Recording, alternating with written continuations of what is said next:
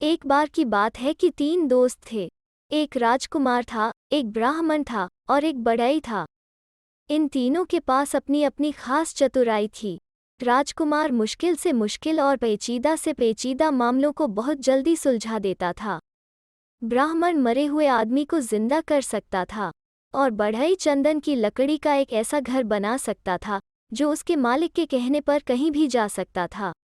एक दिन ब्राह्मण और उसके माता पिता में कुछ कहा सुनी हो गई, तो उसके माता पिता ने उसे घर से निकाल दिया। इस परेशानी के समय में वो अपने दोनों दोस्तों के पास पहुंचा और जाकर उन्हें सब हाल बताया। उसने उनसे कहा कि वे उसके साथ किसी दूर देश चलें। राजकुमार और बढ़ई दोनों राजी हो गए और तीनों वो देश छोड़कर वहां से कहीं और चल दिए। वे लोग बहुत दूर नहीं गए थे कि राजकुमार किसी वजह से रुक गया, पर बढ़ई और ब्राह्मण आगे चलते रहे। कुछ देर बाद राजकुमार जल्दी जल्दी आगे चला ताकि वो अपने दोस्तों को पकड़ सके, पर बदनसीबी से वो दूसरे रास्ते पर चला गया और उनको न पा सका। वो इस आशा में चलता रहा कि वो अपने दोस्तों को ढूंढ लेगा, पर जब काफी दूर जाने पर भी वे उसको नहीं मिले तो उसको लगा कि वे इतनी तेज क्यों जा रहे थे कि वो उनको पकड़ ही नहीं पा रहा था। पर इस बीच ब्राह्मण और बढ़ई दोनों बहुत ही धीरे चल रहे थे और सोच रहे थे कि राजकुमार अब तक उनको पकड़ क्यों नहीं पाया। वे लोग तो बहुत धीरे धीरे जा रहे थे। आखिर यह सोचकर उन्होंने उसके आने की आशा छोड़ दी कि शायद उसको घर की याद आ रही होगी, तो वो घर वापस चला गया होगा। चलते चलते राजकुमार एक बहुत बड़े मैदान में आ निकला, जिसके बीच में एक बहुत बड़ा और शानदार महल था। उसने सोचा, यहाँ कौन रहता है? यकीनन कोई ताकतवर आदमी ही रहता होगा। मैं जाकर मालूम करता हूँ। यह सोचते हुए वो उस महल के दरवाजे तक गया और दरवाजा खटखटाया तो एक बहुत ही सुंदर लड़की ने दरवाजा खोला और बड़ी मीठी आवाज में उसको अंदर आने के लिए कहा। जब वो अंदर आ गया तो वो रो पड़ी। राजकुमार ने उससे उसके रोने की वजह पूछी तो वो बोली, तुम्हारी सुंदरता और तुम्हारी जवानी देखकर मुझे तुम पर दया आती है। अनजाने में ही तुम अपनी मौत के मुंह में आ फंसे हो। तुमने यहाँ आने से पहले यहाँ के बारे में जानने की कोशिश क्यों नहीं की? क्या तुमको पता नहीं कि यहाँ एक राक्षस रहता है जिसने कई मीलों दूर तक के सारे आदमियों को खा लिया है? अफसोस, अब तुम्हें मैं क्या बताऊं? मुझे डर है कि वो तुम्हें भी खा जाएगा। राजकुमार बोला, नहीं नहीं, तुम इतनी नाउम्मीद न हो। धीरज रखो, मुझे उसके बारे में कुछ बताओ तो शायद मेरी जान बच जाए। वो लड़की सिसकते हुए बोली, पर मुझे पता नहीं कि मैं तुम्हारी सुरक्षा के लिए क्या करूं। फिर वो उसको मकान के पीछे वाले कमरे की तरफ ले गई और उसमें रखे एक बड़े बक्से में उसको बंद कर दिया और उससे बोली, अब तुम यहाँ तब तक चुपचाप रहो जब तक मैं यहाँ दोबारा आती हूँ। शाम को राक्षस लौटा तो उसकी तेज सूंघने की ताकत ने उसे बता दिया कि वहीं कहीं कोई आदमी मौजूद था। उसने लड़की से पूछा कि क्या तुम्हारे अलावा यहाँ कोई और भी आदमी है? कौन है? वो कहाँ है?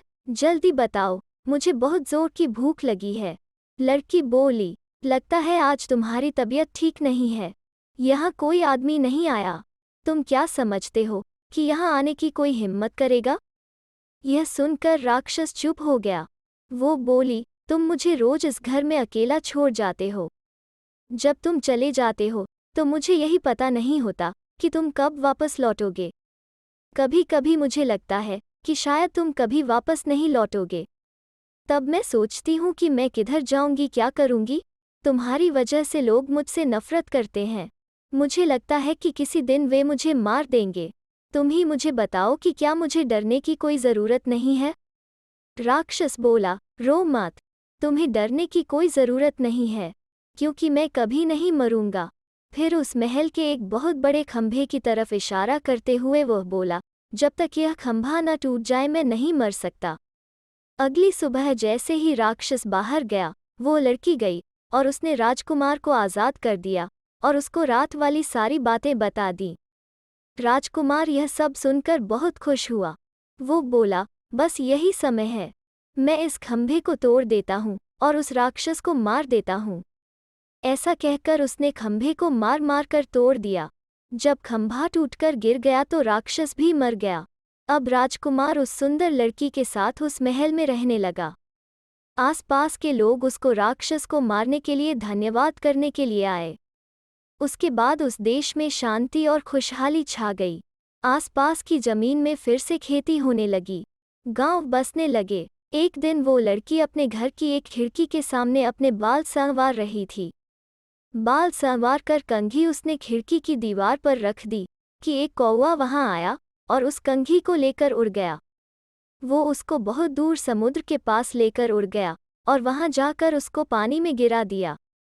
वहां उसको एक बड़ी सी मछली ने निगल लिया और इस मछली को इत्तफाक से एक मछियारे ने पकड़ लिया।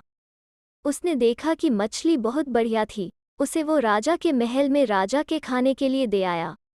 जब रसोइया मछली साफ कर रहा था तो उसको उसके पेट में एक कंघी मिली। उसको यह बड़ा अजीब सा लगा। वो उसको राजा के पास ले गया। राजा ने जब वो कंघी देखी तो उसने उसके मालिक से मिलने की इच्छा प्रकट की। उसने चारों तरफ अपने आदमी भेजे कि वो उस कंघी वाली का पता लगा कर लाएं। कुछ समय बाद एक बुढ़िया आई जिसने कहा कि वो उस कंघी को पहचानती है और उसने यह वायदा भी किया कि वो उस कंघी की मालकिन से राजा को मिलवा देगी। वो राजकुमार की पत्नी से मिली और बहुत जल्दी ही उनके परिवार में घुल मिल गई। इतना ही नहीं बल्कि बुढ़िया को घर में रहने के लिए भी बुला लिया गया, जो उसने तुरंत ही स्वीकार कर लिया। उसने देखा कि जब तक राजकुमार जिंदा है तब तक वो अपने उद्देश्य में सफल नहीं हो सकती, तो उसने राजकुमार को जहर दे दिया। राजकुमार की पत्नी तो राजकुमार की मौत पर बहुत दुखी हुई और बहुत रोई। उसके इतना दुखी होने पर तो लोगों को लगा कि वो तो मर ही जाएगी, पर उसने उसकी लाश को नहीं छोड़ा। उसने उसको एक मजबूत बक्से में बंद करके अपने कमरे में रख लिया। उसने अपने पति से उसके दो दोस्तों के बारे में अक्सर सुना था कि वे क्या कर सकते थे। उसको ये आशा थी कि एक दिन वो उनसे ज़रूर मिलेगी और अपने पति को जिंदा करवा लेगी।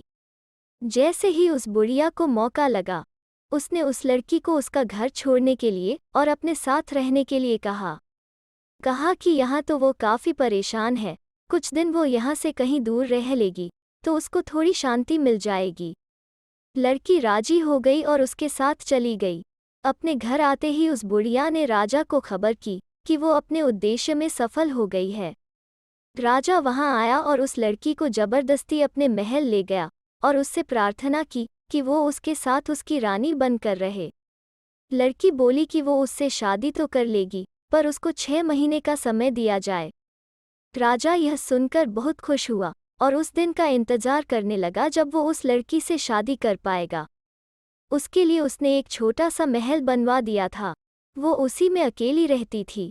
इस बीच वो लड़की भगवान से यह मनाती रही कि उसके पति के दोनों दोस्त कहीं से उसे मिल जाएं, तो वो इस राजा से शादी करने से बच जाए। वो हर जगह पूछताछ करती रही। वो हमेशा अपनी खिड़की पर ही बैठी रहती और इस आशा में बाहर की तरफ देखती रहती कि शायद वे दोनों वहां से कभी गुजरें। एक दिन उसने 2 आदमी अपने घर की तरफ आते देखे, तो उसने उनसे पूछा, आप लोग कौन हैं और कहाँ से आए हैं? वे बोले, हम लोग यात्री हैं और काफ़ी यात्रा करने के बाद यहाँ तक पहुँचे हैं। हमारे साथ हमारा एक दोस्त राजकुमार भी था, पर अब वो खो गया है, हम उसी को ढूंढ रहे हैं। लड़की बोली, आप अंदर आइए और थोड़ा आराम कीजिए, फिर मुझे अपने खोए हुए दोस्त के बारे में कुछ बताइए। शायद मैं आपके खोए हुए दोस्त को ढूंढने में आपकी कुछ सहायता कर सकूं। वे दोनों महल में चले गए और उस लड़की के पास बैठकर उन्होंने उसको अपनी सारी कहानी बताई। लड़की बोली, भगवान का लाख लाख धन्यवाद है कि आप लोग यहाँ हैं, पर मुझे अफसोस है कि राजकुमार तो मर चुका है। ब्राह्मण बोला, उसकी आप चिंता न करें, मैं उसको जिंदा कर लूँगा। भगवान का लाख लाख धन्यवाद है कि हम ठीक जगह पर पहुँच गए। आप हमें राजकुमार का शरीर दिखा दीजिए। लड़की बोली, पर जरा ठहरिए, हमको बड़ी सावधानी से काम लेना है। इस देश के राजा को मुझसे बहुत प्यार हो गया है। मेरी प्रार्थना पर वो शादी के लिए 6 महीने तक मेरा इंतजार करेगा। 6 महीने पूरे होने वाले हैं और 6 महीने पूरे होते ही वो मुझको यहाँ से ले जाएगा। हम लोगों को बहुत ही सावधानी से काम करना है, क्योंकि राजा ने मेरे चारों तरफ बहुत सारा पहरा लगा रखा है। जो कुछ भी यहाँ होता रहता है ये पहरेदार जाकर राजा को सब बताते रहते हैं। मुझे यकीन है कि आपका यहाँ होना भी राजा को पता चल गया होगा। अब देखना यह है कि हम यहाँ से निकले कैसे। बढ़ई बोला, आप डरिए नहीं। अगर आप मुझे चंदन की लकड़ी का इंतजाम दें तो मैं उससे एक ऐसा महल बना दूंगा जो उसके मालिक की इच्छा पर इधर से उधर आ जा सकेगा। लड़की बोली, ठीक है, मैं देखती हूँ। इसी समय उस लड़की ने एक दूत राजा के महल की तरफ एक संदेश लेकर भेजा, मैंने आपसे शादी करने का फैसला किया है। हमारी शादी का दिन पास आ रहा है। आप मुझे 300 मन चंदन की लकड़ी भिजवा दें। राजा ने तुरंत ही उसकी बात मानकर उसको 300 मन चंदन की लकड़ी भिजवा दी और बढ़ई ने उससे मकान बनाना शुरू कर दिया। जब मकान बनकर तैयार हो गया तो लड़की ने राजा को एक और संदेश भेजा, हमारी शादी का दिन अब पास आ रहा है, तो आप मेरी भाभी और नंद को यहाँ तुरंत आने की इजाज़त दें। मैं अपनी शादी के बारे में उनसे कुछ सलाह लेना चाहती हूँ। राजा ने उसकी यह प्रार्थना भी मान ली। जैसे ही वे दोनों स्त्रियां उस लड़की के पास चंदन के मकान में पहुंची, वैसे ही बढ़ई ने उस मकान को राक्षस के महल के पास जाने के लिए कहा। बढ़ई के कहते ही चंदन का मकान उड़ चला और वो इतनी बेआवाज उड़ा कि किसी को पता ही नहीं चला कि क्या हो रहा है। थोड़ी देर बाद उन्होंने अपने आप को मरे हुए राक्षस के महल के पास पाया। लड़की ब्राह्मण को राजकुमार की लाश के पास ले गई। ब्राह्मण ने बस उससे अपना हाथ छुआया कि वो जिंदा हो गया। सब लोगों में खुशी की लहर दौड़ गई। राजकुमार की शादी लड़की से करा दी गई। राजकुमार के दोनों दोस्तों बढ़ई और ब्राह्मण की शादी राजकुमारी की नंद और भाभी से करा दी गई। सब लोग राक्षस के मकान में बहुत सुख चैन से रहने लगे। तो दोस्तों, कैसी लगी आज की लोककथा? अगर अच्छी लगी तो लाइक और शेयर करें और चैनल को सब्सक्राइब करना ना भूलें। फिर मिलते हैं एक नई लोककथा पर।